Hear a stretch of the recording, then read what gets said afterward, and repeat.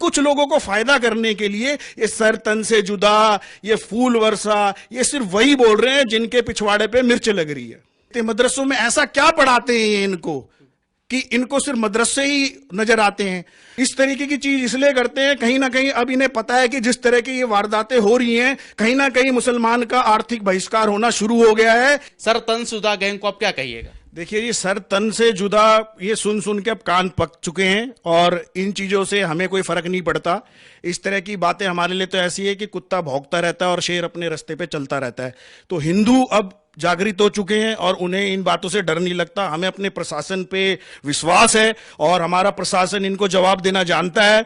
मोदी जी अपना कार्य कर रहे हैं। जैसे कि आपने बताया कि नॉर्थ ईस्ट में भी जिस तरीके से आज आतंकवादी पकड़े गए हैं, तो नॉर्थ ईस्ट में मणिपुर में भी इसके ऊपर बहुत अच्छा काम कर रहे हैं वहां के सीएम एन बीरेन सिंह जी।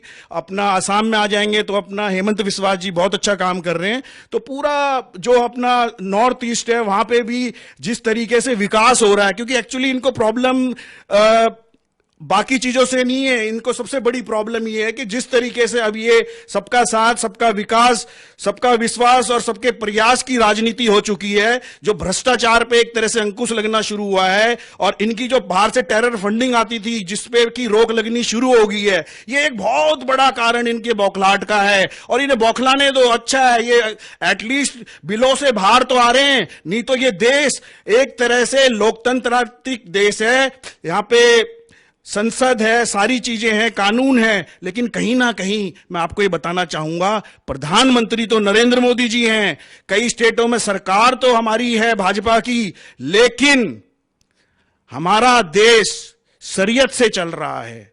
भ्रष्टाचार इतना हमारी रगों में पिछली सरकारों ने डाल दिया है, पूरा सिस्टम बिका हुआ है, हमारा मीडिया बिका हुआ है, हमारी पुलिस बिकी हुई है। तो इन चीजों को अभी जब एक तरह से जो मंथन हो रहा है, मंथन देश में मंथन होना शुरू हुआ है, उस मंथन से ये सारे जो आतंकी हैं वो डर रहे हैं। उन्हें पता है कि अगर 5 साल और इस तरह की चीजें हुई तो ये वैसे ही विलुप्त हो जाएंगे। सर, झारखंड के मुस्लिम बाहुल्य जिलों में, 5 मुस्लिम बाहुल्य जिलों में स्कूल जो है सर वह मदरसों में कन्वर्ट हो रहे हैं। वहां पर हिंदी की जगह उर्दू को तरहीज दी जा रही है। रविवार को छोड़कर शुक्रवार को छुट्टी हो रहा है, जुमे के दिन छुट्टी हो रहा है। तो आखिर क्या वजह है सर? वजह यह है कि देखिए, हिंदू वोट तो गया इनका बैंक, इन सरकारों का, कांग्रेस वगैरह का। जैसे कांग्रेस की सरकार है वहां पे छत्तीसगढ़ में, तो इनका हिंदू वोट तो गया। हिंदू तो अब इनको वोट डालेगा नहीं, जिस तरीके की इनकी हरकतें और जो चीजें सामने आ रही हैं अभी फिलहाल। तो अब ये क्या चाहते हैं कि एटलीस्ट मुसलमान वोट तो इनको पड़े, क्योंकि अभी मैं आज की तारीख आप याद रखना, अब जो इलेक्शन होंगे उसमें इनका सुपड़ा साफ है, बिल्कुल साफ है।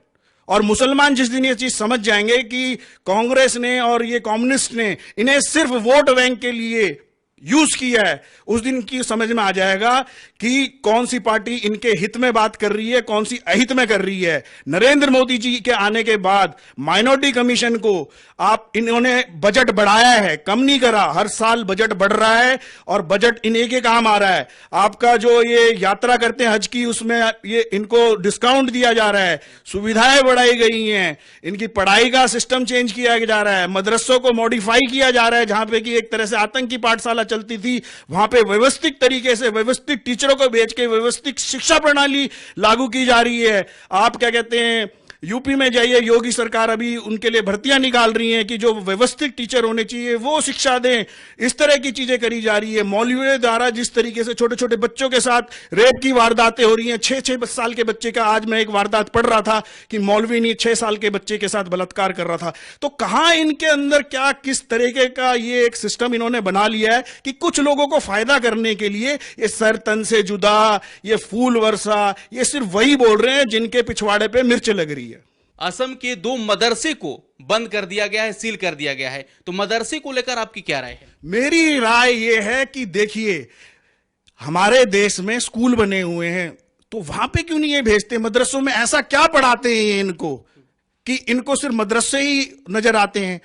जब सरकार के पास साक्ष्य मौजूद हैं कि मदरसों में गलत तरह की शिक्षाएं दी जा रही हैं, तो सरकार को तुरंत बैन करना चाहिए। और असम सरकार ने इस पे काम किया है और उसका हम दिल से उनका स्वागत करते हैं। और जिस तरीके से आतंकी पकड़े गए और उनके तार इन मदरसों से जुड़े हैं, ये पता चला है, तो ऑब्वियसली उनको बंद करना पड़ेगा, जायज है ये करना। और हेमंत विश्वास जी जो कार्य कर रहे हैं, बहुत अच्छा काम कर रहे हैं। जिस तरीके से अपना बॉर्डर क्रॉस करके बांग्लादेशी यहां घुसते थे, अगर आज आप हमारी जनसंख्या में से अगर गिनती शुरू करोगे तो कम से कम 5 करोड़ आपके ये बांग्लादेशी हमारे देश पे, जो हमारे देश के नागरिक हैं, उनकी सुविधाओं का इस्तेमाल कर रहे हैं।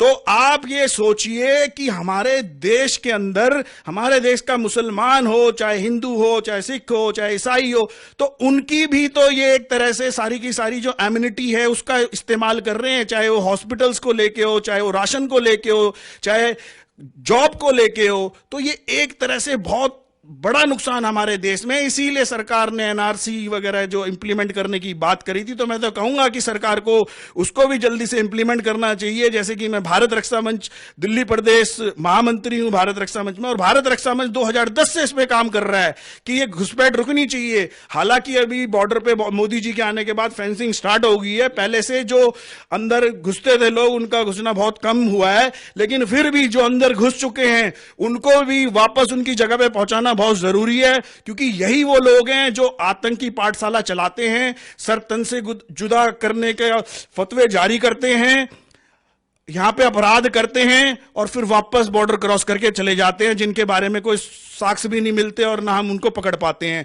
तो इस तरह की वारदातें होती हैं। हमारी इकोनॉमी पे किसी तरीके से एक तरह का जाल इन्होंने बुना हुआ है। इस जाल को भी हमें सरकार के द्वारा सरकार को अवगत करा के इस जाल को भी हमें हटाना पड़ेगा देश। देखिए, ये सिर्फ आज की बात नहीं है, ये सिर्फ आप बिहार की बात मत कीजिए, पूरे देश की। और सबसे बड़ी बात, जो हमारा बॉलीवुड है, हमारी जो फिल्म इंडस्ट्रीज है, वो कई सालों से हमारे हिंदू जो सभ्यता संस्कृति है उसको गलत तरीके से दिखा रहे हैं।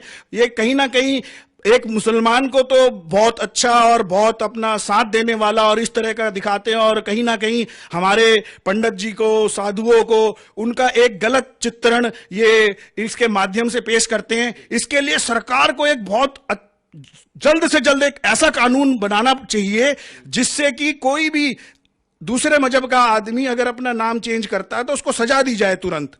और ये प्रावधान बहुत जल्द मोदी जी को करना चाहिए। इसके लिए हम मोदी जी को लिखेंगे भी अब बहुत जल्दी, और सरकार को ये अवगत कराएंगे कि इस तरह की कार्रवाई सिर्फ इसलिए होती है कि इसके खिलाफ हमने कोई कानून नहीं बनाया।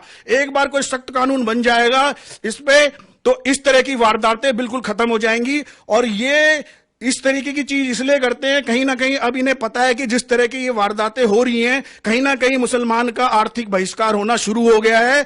जिन्होंने सर से तन जुदा करने की बातें कही हैं वो तो अपना बाहर विदेश में अय्यासियां कर रहे हैं। यहां पे लेकिन जो बेचारा गरीब तबका है, जो कि सुबह उठता है और उसे शाम को तभी नींद नसीब होती है या खाना नसीब होता है जब वो पूरा दिन काम करता है, एक ही दिन कमाता है और एक ही दिन खाता है, तो कहीं ना कहीं उन सबकी जेबों पे इन जैसे लोगों ने ही एक तरह से पत्थर रख दिया है।